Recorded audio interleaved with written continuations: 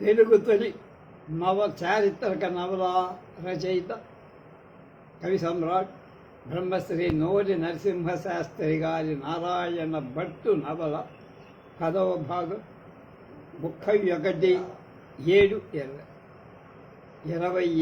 అధ్యాయం.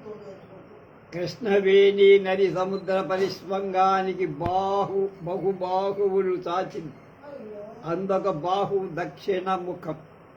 ఆ పాయకు పశ్చిమ తీరంలో సమీప భూమిలో కొందరు ప్రేతలు నివసిస్తున్నారు.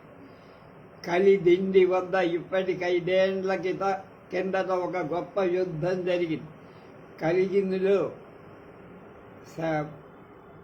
పాతాళ భీమేశ్వర ఆలయం ఏదో ఉంది. అక్కడ గుడుంగుమనే శబ్దం వస్తుంది. కోనేట్లో శంకర శివారు ఏదో అంటే చెప్తా దీలో వస్తాం. గంగయ్య కొండ మధురాంతక రాజేంద్ర చోడ భూపాలుడు రాజరాజ నరేంద్రుని మేనమామ మామ. అతడి మహాదండవతి రాజరాజ బ్రహ్మ మహారాజ కీర్తి దిగంత విశ్రావ్య. రాజరాజు మౌతులుని ఆదేశం అనుసరించి, మాతరుడు అంటే మామగారి, రాజరాజ బ్రహ్మదండనాథుడు ఉత్తమ చోడగోను ఉత్తమ చోడమిలాడు మిలాడు అయ్యాన్ అనే 3 చోడసేనానులు 3 అగ్నులాగా మహాసైన్యంతో ఆంధ్రదేశానికి వచ్చి గృద్రవార అంటే గుడివాడకి పేరు గృద్రవార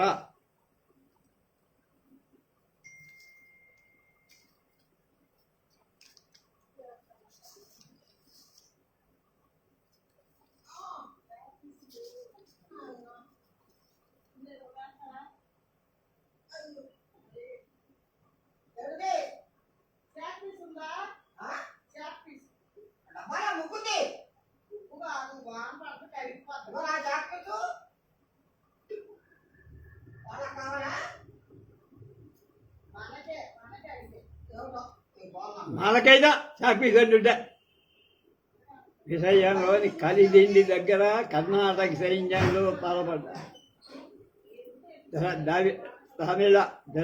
ద్రవిడ సైన్యానికి కర్ణాటక సైన్యానికి పరస్పర ప్రతిఘటన భీషణమైన యుద్ధం.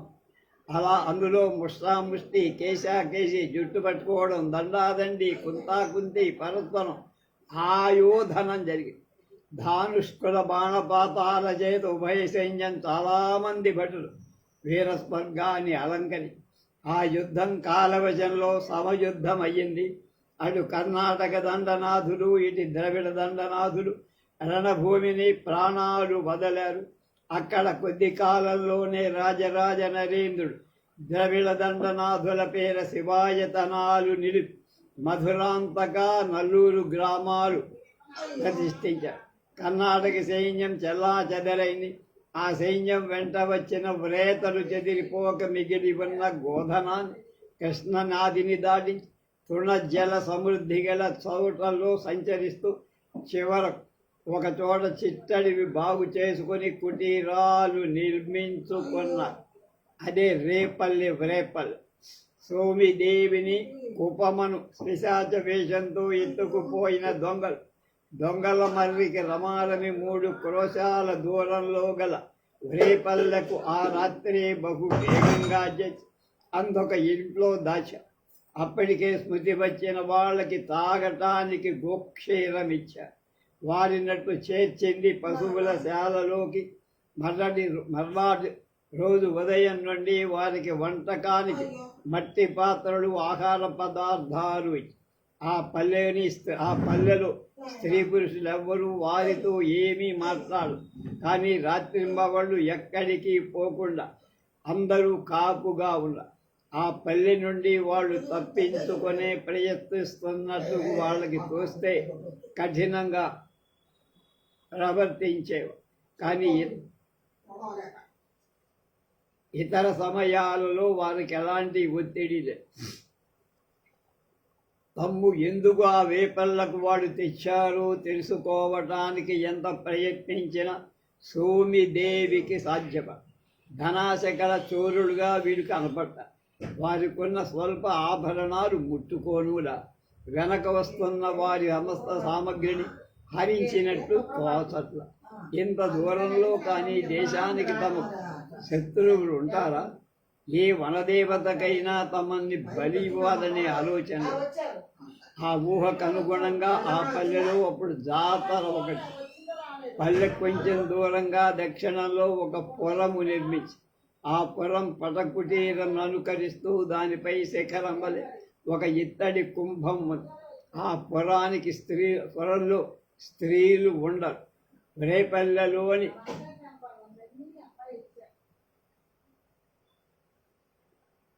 రేతలందరూ అక్కడ కొలువుకు చేరారు. కొలువుకు అక్కడ ఒక ఘటం పెట్టి దానిని ఆ రేపల్లె చుట్టూ ముఖరమైన బహువాద్యాలతో ఊరేగిస్తారు. ఈ ఊరేగింపు పగలు 3 వేళలు అర్ధరాత్రానికి ఒకసారి జరిగింది. ఒక రాత్రి మహిష బలి ఇక్కడ ఇస్తూ నది చూసిన దాది సోమిదేవికి భయం ఎక్కువ. ఈ పల్లెకు వచ్చు వాళ్ళు ఇక్కడ ఎవరూ కనిపించల. మారుమూల పల్లె, అది కూడా చెట్టడివి మధ్య ఉన్నందువల్ల అటు వచ్చే ఇతర మనుష్యుల జాడలే. అర్ధరాత్రాల్లో దూరాల ఒక్కొక్కసారి సముద్ర ఘోష వినబడేది. ఘోషల్లా ఆ సముద్ర ఘోష చుట్టుపక్కలున్న తాటితోపులలో దూరి అందుండి ప్రసరిస్తూ మరింత ఉద్వేగాన్ని కలిగించి. ఇలా ఉండగా ఒకనాడు దూరంలో సోమిదేవిచే బహుమతి నొందిన గంగిరెద్దుల వాడు కనిపించి సోమిదేవి ప్రాణాలు లేచి వచ్చి ఆమె అతని పిలువగా రాల. అప్పుడు ఆమె కంబడాసుతో అతని వద్దకు పోయి కానీ అతడు ఆమె నన్నుడు చూసిన వాడులాగా ప్రత్యుత్తరమిచ్చాడు. చూడనిలా తానే పొరపాడ్డానని సోమిదేవి అనుమానించి, కానీ ఉపమయు అతడ చేరి మాట్లాడమే, మా పట్టు శాటీలు ఇంతలో మర్చిపోయావా అని అడిగి, దానికి అతడు మాట్లాడక చూస్తూ అవతలికి. సోమిదేవికి దిగులు పెరిగింది. ధనదు ప్రోల్లో ఉదయమైన కనబడి సాయంకాలం బట్టి ప్రోల్లో మళ్ళా ఎదురయ్యాడు. ఆ తర్వాత 2-3 గడియలకి ఈ దొంగనెత్తుకొచ్చాడు. వీడు పలకరించినా మాట్లాడు. వీరి ఉద్దేశం బాగాలేదు. ఉపన్మను పరచుకొని ఆమె కడుపులో కెలికినట్లు బాధ. ఈ యాదవుల నుండి గట్టెక్కడం ఇంత తొందరపడి సాధ్యముతో ప్రయాణం ఎందుకు తాను చేశాను అనుకో. ఆమె ఇలా దిగులు పడుతున్న ఉపమకేమియూ తెలియనీయపడు. ఉపమ చురుకైన పిల్ల. సంస్కృత శ్లోకాలు, తెలుగు పద్యాలు, కన్నడ పద్యాలు శ్రావ్యంగా చదువుతుంది. కంఠం శ్రావ్యమైంది. మధురంగా పాటలు పాడగలదు. ఆ వ్రేతలు కర్ణాటకం, ఆంధ్రం సగం సగం కలిసి భాషలో మాట్లాడు. అలాంటి పాటల్నే పాడుతుంది.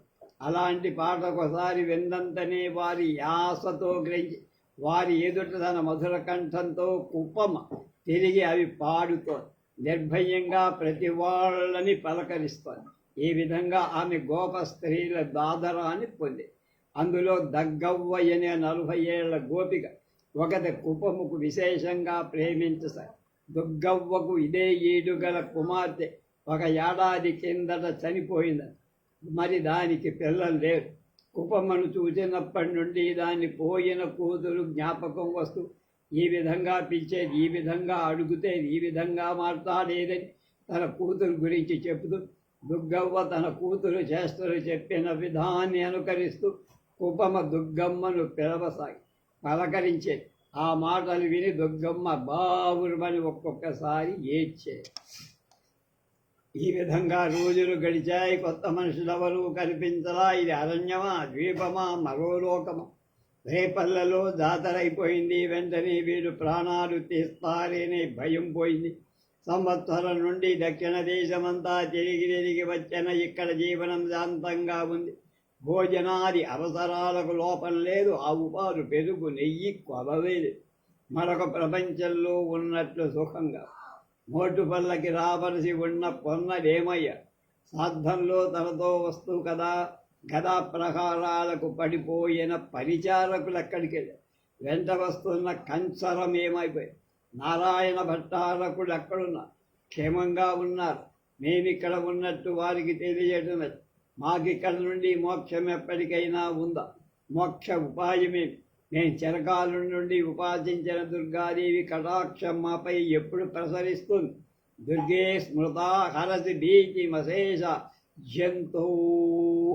అది 28.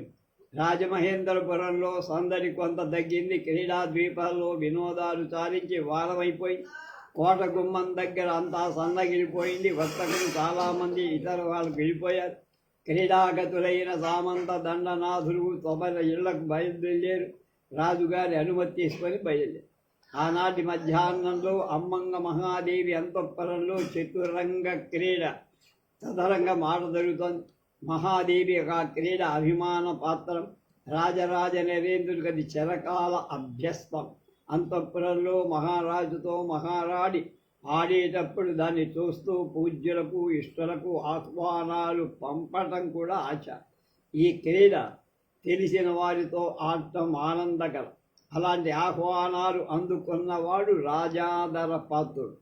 వజ్య ప్రగడ నృపకామ దండనాథుడికి ఆహ్వానం పంపడం సర్వసాధారణం.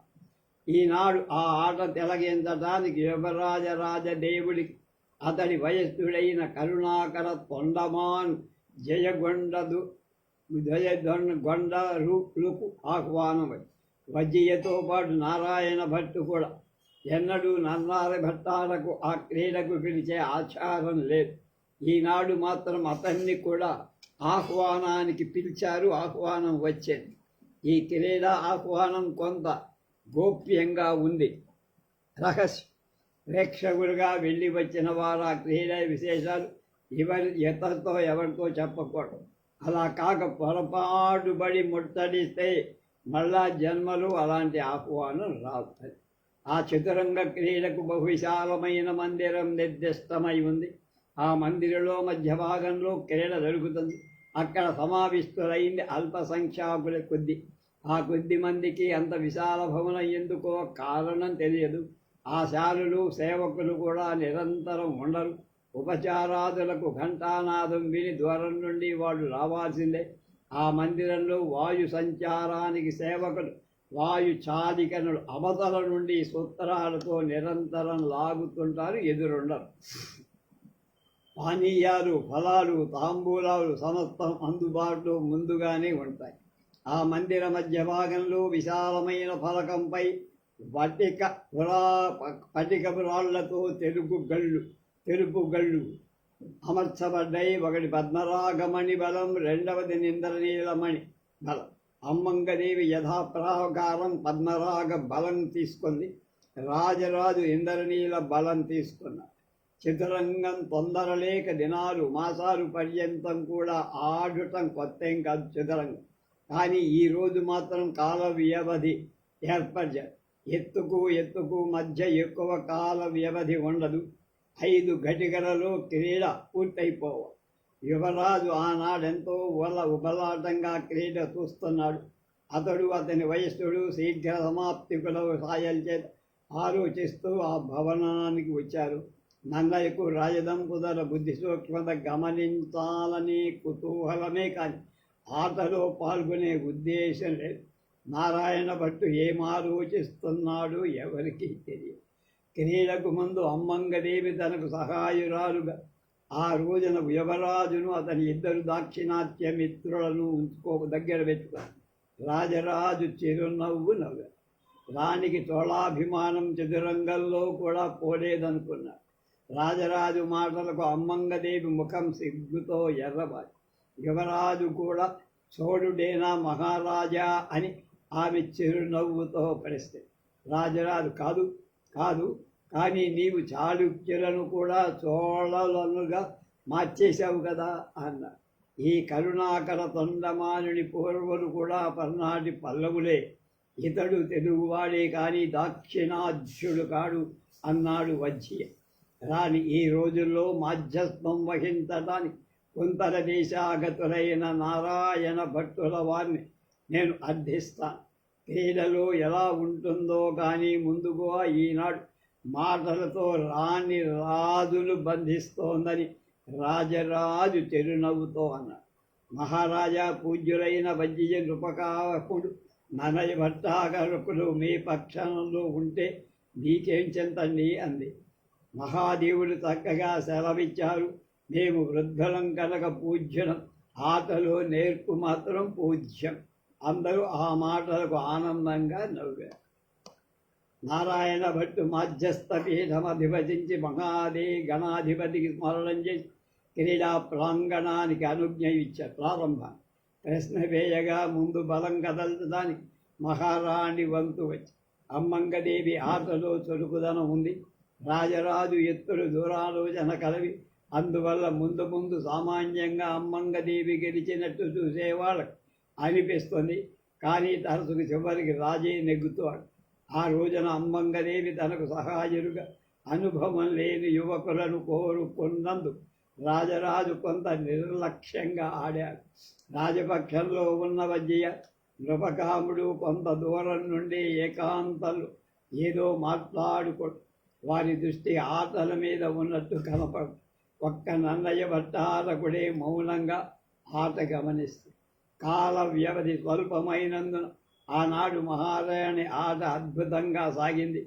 దానికి తోడు యువరాజు దాక్షిణాత్యమిత్రుడు కూడా కొత్తగా కంచిలో ఆటగాండ ఎత్తులు సోకి ఆమెకు సర్వ విధాల సహాయం చేశారు. రాజరాజు కొంత తొందరలో ఆడే అభ్యాసం లేదు. దానికి తోడు ముందు కొంత ఆత్మవిశ్వాసం వల్ల అశ్రద్ధగా ఆడి ఒక బంటును రథాన్ని ఇప్పటికే చంపేయించుకున్నాడు. గుర్రాలకు ముందుకు పోవటానికి అవకాశం లేకపోయి అమ్మంగదేవి అశ్వాలు పలకమంతలా స్వేచ్ఛా విహారం చేస్తూ ఆ ఇరుకులో నుండి తప్పించుకుని ఆలోచనలో ఎంతలో ఎత్తువేయాల్సి వచ్చి రాగా ఏదో ఆట ఆడాల్సి వస్తోంది. వజ్జే ప్రకట ఆట తిలకిస్తున్నట్లే లేదు. కానీ అకస్మాత్తుగా కలవరిస్తున్న వాడిలా అతని కంఠం వినబడింది. రాజా, కోటలో వెంటనే ప్రవేశింపనితో మహారాణులు శీఘ్రంగా నెగ్గిపోతారు. మాతో క్రీడలో కూడా రాజరాజుకు పరాజయం రానీయరు కాబోలు రెగ్గడలు అని మహారాణి అన్నది. రాజరాజు తన రాజును వెంటనే కోటలో ప్రవేశపెట్టాడు. దానితో అమ్మంగదేవి ఎత్తుగడలన్నీ వ్యర్థమై తల్లి కోట భేదించడంలో యువరాజు నైపుణ్యం చూడాలని నా కోరిక అని వజ్జయ నివేదింపగా ఉభయ పక్షాల వాడు పుత్రాదిచ్ఛేద్ పరాజయం అన్నాడు నారాయణ భట్. అప్పుడు మరొక విధంగా రాజు కోట మీద అమ్మంగదేవి బలాలు పంపింది. మళ్ళా రాణి బలాలే రాజరాజు బలం కంటే ముందు నడుస్తున్నాయి. రాజరాజు బలహీన స్థానాలన్నీ బలపరుచుకున్నాడు. మహారాణి 2 బండ్లకు రాజరాజు గుర్రం ఒకదాన్ని ఆగుతి చేసుకుంది. అమ్మంగదేవి వదలక రాజరాజు బలహీన స్థానాల మీద దెబ్బ కొట్టి బలం నిరూపిస్తోంది. అలాంటి సమయంలో యువరాజు 1-2 ఎత్తులు తల్లికి సూచించాడు.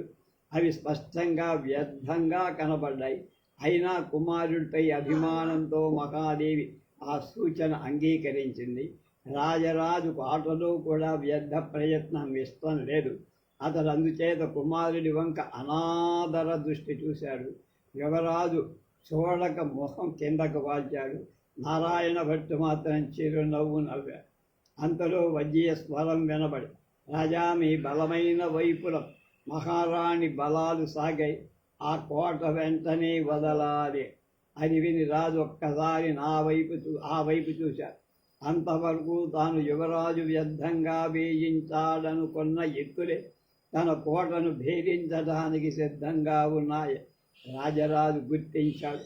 కుమారుడి ప్రతిభకు ఆనందం పట్టలేక ఆదరంతో మెచ్చుకున్న దక్షిణహస్తంలో యువరాజు భుజ స్పర్శించాడు. యువరాజు వినయంతో తల వంచుకొని పితృపాదుల హస్తస్పర్శ ఆశీర్వాదంగా గ్రహించి ప్రగ్గడలకెన్ని కళ్ళున్నాయి అన్నది రాణి. సహస్రశీర్ష పురుష సహస్రాక్ష సహస్రపాత్ అని నారాయణ భట్ అందుకు. రాజును బలహీన స్థానంలోకి తప్పించి ఆ మార్గంలో ఎట్లాగో మరొక కోటలోకి చేర్చ. కానీ ఆ సమయంలో ఎంతో సహాయం చేస్తున్న రాజరాజ గజాన్ని మహారాణి ఏనుగు ఇచ్చి తీసదర్వాలి. బలంలో సమనష్టమైన రాజరాజుకు స్థానబలం దానితో మరింత ఈ విధంగా దెబ్బ మీద దెబ్బతిని రాజరాజు బలం క్షీణింపసాగి అయినా రాజరాజు ధైర్యం వదల జాగరూకతతో ఆడుతూ నిలదొక్కుకుంటూ ఉంది. ఈ విధంగా ఎప్పటికప్పుడు రాజరాజు కట్టిపోయినట్టే కనిపిస్తూ ఎలాగో తప్పించుకో. ఇంతలో 5 గడియలు సమాప్తమైంది. మధ్యస్థుడైన నారాయణ భట్టు చిరునవ్వు నవ్వుతూ తప్పనిసరిగా ఆట సమానంగా ఉంది అని తీర్పింది. రెగ్గల బుద్ధి రాజరాజులను బయటపడేసింది ఇవాళ అని మహారాణి మాటలు అందరూ ముసి ముసి నవ్వులు నవ్వుకున్నారు. 29వ భాగం రేపు.